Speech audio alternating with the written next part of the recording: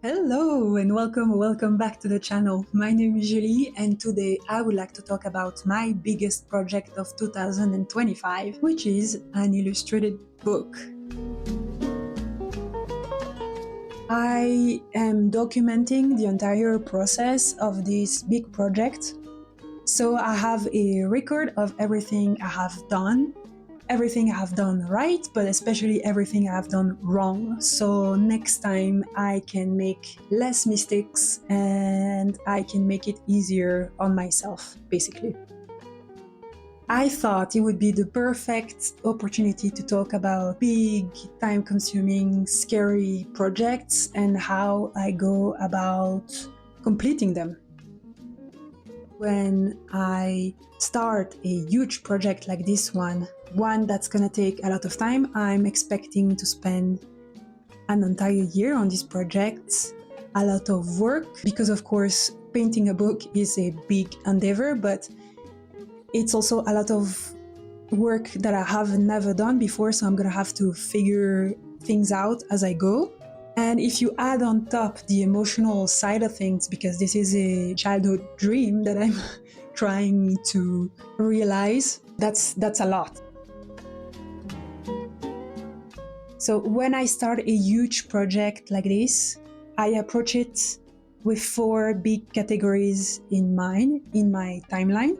The first one is research, the second one is practice, the third one is execute, and the fourth one is evaluate. Right now, I'm in the research phase of things, which is an amazing, comfortable place to be in, but also a place that I tend to get stuck in. And while it's very important, I actually decided to use October to do collages of all of the characters, paintings of all of the characters, and really get them out of my head and put them on paper. But I really have to pay attention to not stay in the research phase of things and to get to the practice category. And I always practice with a goal. And this time, of course, the main goal is going to be get the skills to be able to render each of the pages of the book as best I can. Then comes execute. I take everything I've learned, all the information and the skills I've gathered in the last 2 categories, all of that together, and I produce a book. And fourth is evaluate the good, the bad, the ugly, because I want to be able to do this again. Hopefully it's not going to be the only illustrated book I come out with. That's going to be a really important step, so I can just do it better next time. So far, I've had 3 main difficulties. The first one is I think the animals are okay, but the body of the man is not yet where I want it to be, and that's because I'm just not used to paint full body figures, so that's something I need to practice. The second thing is painting smaller. Again, something I've never really done before, but I need to practice.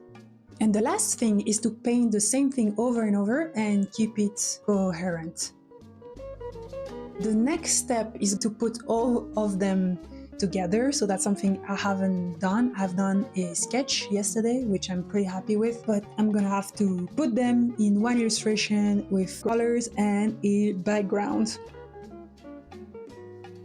I will film all of that, of course, and then I will go about painting 1 page at a time and see what challenges arise. I'm sure there will be many, and just learn as I go.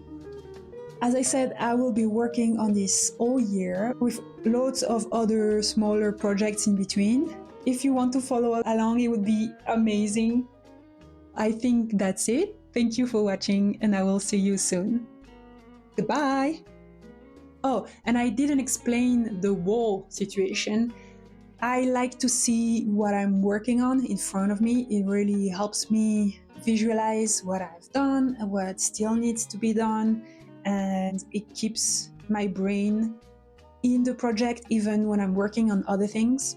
I can still see my priorities, and so I use a lot of the walls in the studio to put visual reminders of the things I want to create. And yeah, it's just very helpful to me. That's it. Thank you again for watching. Bye.